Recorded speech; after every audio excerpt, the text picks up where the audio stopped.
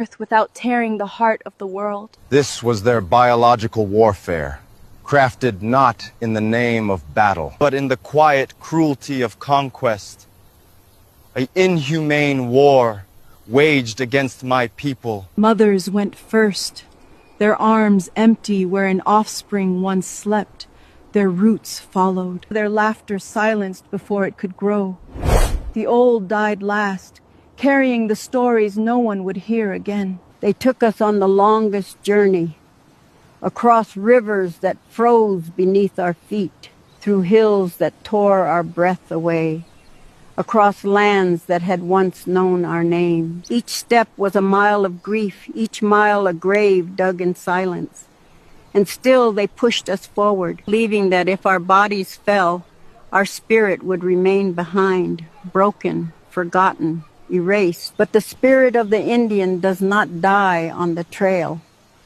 It walks beside us still. You can hear the footsteps of those who never came home. They said it was God's will, a holy calling, and they claimed to spread west. But the only thing they spread was their wickedness, their hate, their chains. In the name of destiny, they bound men and women in shackles, slaves to build the wealth of others, while we, the first people, stood in their way, the obstacle to their selfish glory. They murdered our leaders and called it progress, but I call it what it was. Tyranny dressed in the language of freedom. They boast they built this country on the backs of slaves, but the truth is darker. They built it on the corpses of the Indian, on the broken bones buried beneath every city, beneath every rail, beneath every road they claim as their own. My heroes drew the bow, pulled the trigger, and sent cowboys to the dust, for the cowboy was not a hero to us.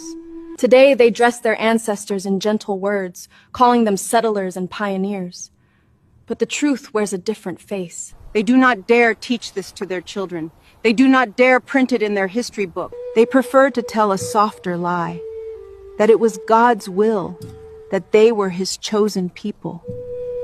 But the only God they truly worshipped was the green paper they could fold in their pockets. They say they took from the Indian because there were no laws. But what are laws if not moral code? Biblical passages, the 10 Commandments they claim to believe? They broke every one. They stole. They murdered.